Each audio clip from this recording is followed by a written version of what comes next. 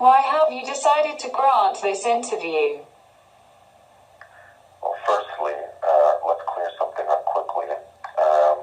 It's always bewildering, bizarre, and somewhat mystifying how sensationalist hypocrites in the media rapidly push their judgmental, fabricated disinformation on an unsuspecting public. This is precisely why I refuse to do any interviews, even though I'm bombarded with requests. I pay no attention to the news, nor do I purchase tabloid papers. In my opinion, true journalism has faded away. 90% of what people are force-fed about me is completely false and slander. The only time anyone should believe anything is if it comes directly from me. What are some common misconceptions about your life? We know almost nothing about you. Well, 10% of my life is public, and 10% is lies created by the fake news media, and the other 80% is private, so nobody will ever know. There's an old saying, if you don't tell your story, somebody else will invent it, and that's precisely what happened. People will continue to postulate, assuming certain stories are true without any evidence or research. I never testified at trial, so nobody can claim I agree to anything. These ridiculous expert reports are complete works of fiction, and nobody should be referencing them. It's bewildering where people focus on my adolescence, claiming I was bullied. So fucking what? It was no more or less than any other kid, so who fucking cares? Everyone at school gets bullied and is bullied. People need to get a fucking life and stop embellishing stories to push their agendas. I always had a lot of friends, and as a teen I actually worked as a professional ballet dancer, and during competitions at Russian studios. I was a very social teen. People don't know my life, they weren't there. Also, I was hardly, if ever, on the internet. I was almost never on the internet. I rarely spent any time online. There has been an absolute destruction of the truth, and people need affirmation instead of information. I was in no way, ever, I repeat, ever, did I ever have any alias internet accounts. Zero evidence exists linking me to any alias internet accounts. The police leaking unsubstantiated theories to the press is not evidence. At trial, it was exposed that cowardly internet stalkers impersonated me, one of them being David Diamato, a client of mine from New York City, introduced to me by my lawyer, Romeo Salta. The police, as usual, leaked unsubstantiated theories to the press before trial, trying to control their narrative. It's slander and it's lies. I'm not accustomed to relitigating issues of the past, but I've been attacked for years. People are so stupid. I had a lot of photos of myself because it was my job. It was my job to have photos of myself. If stalkers steal my photos and repost them and impersonate me, I find it pathetic.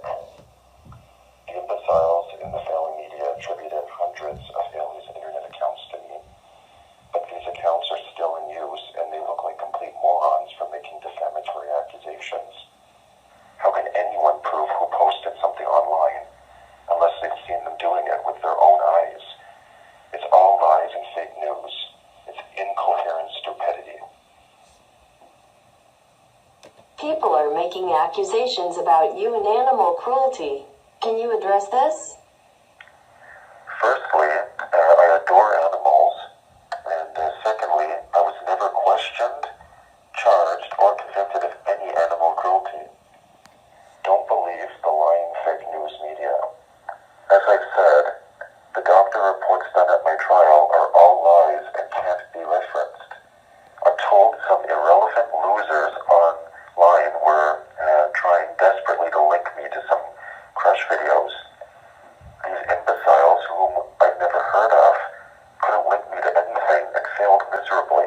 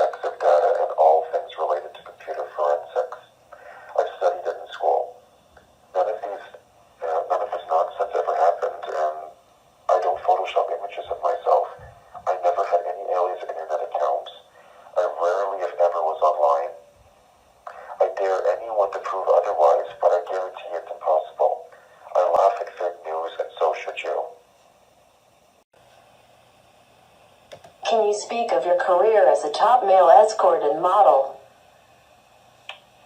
Why not? I started as a teen.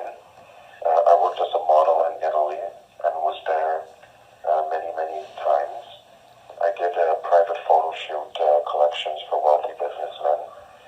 I was also in a few runway shows for a friend. I began working as a high-end male escort in Toronto. I worked all over Canada. I lived in Los Angeles, Hollywood, Miami, Chicago, Las Vegas, and New York City. I always had my condos and homes provided to me. My clients paid me a lot of money, and I, in return, provided a very valuable service. It was all completely legitimate. People were always jealous of me since I was in the best cars and clothes. I also always had more jewelry than anyone. I prefer jewelry over money. My life mirrored the film Casino. I was always traveling, and I lived and worked in over 38 different countries. I lived and worked in Moscow, Russia for quite some time, Asia, South America, and the Middle East. As I've stated, most people will never know anything about my life. For the record, my career for 10 years was a top male escort. I worked briefly at a gentleman's club in Toronto as an exotic dancer, making a lot of money, and as a video model. I was never, ever an actor, nor a porn star. As a favor to a friend, I did a few adult films and was paid extremely well. That is hardly considered working as a porn star. I was a male model and a very successful escort. So folks, don't believe fake news or the media's ridiculous clickbait propaganda.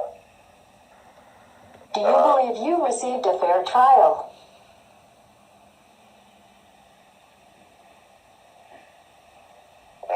Of course not. From the beginning, I was convicted in the media before I ever entered a courtroom. The hysterical idiots in the press make it almost impossible for anyone to get a fair trial. The idiotic police bungled everything from the beginning. They failed to properly secure the crime scene, failed to interview key witnesses. They misplaced deliberately key evidence. They leaked lies constantly to the press. I never ever lived at that apartment in Montreal where this happened. It was strictly in place. I brought clients. Every escort needs another second place to bring dates. I never spent any time there unless I had a date. And I certainly never associated with anyone or any of these losers who lived there.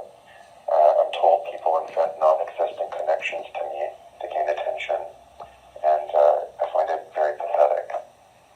I never spoke to a single person there. Liars and con artists. Other people also used that apartment for dates, and they had keys. It was a whorehouse. Many people had access. As an escort, I never revealed my own address because escorts get stalked a lot. So every date was sent there. There is a back door to the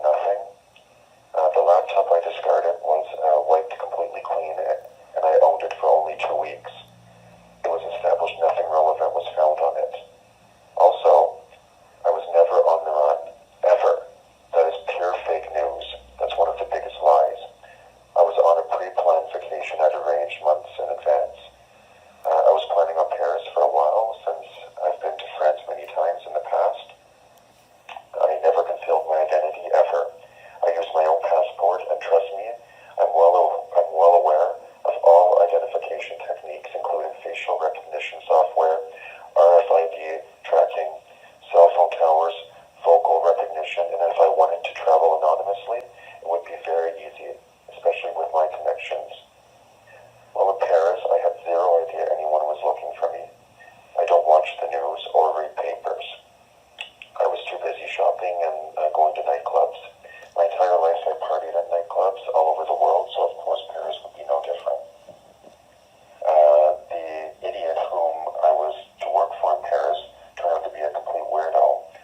I met him in Washington, D.C. in the past when he worked for an intelligence agency. I left him and decided to try Berlin. A man in Berlin offered to show me around the city. He took me to parties, and we enjoyed the nightlife. He attempted to recruit me into the Berlin sex trafficking scene, and he became increasingly obsessed with me, begging me for sex, bringing underage kids back to his place. I wanted no part of none of this. He stole thousands of dollars from me. I told him to fuck off, and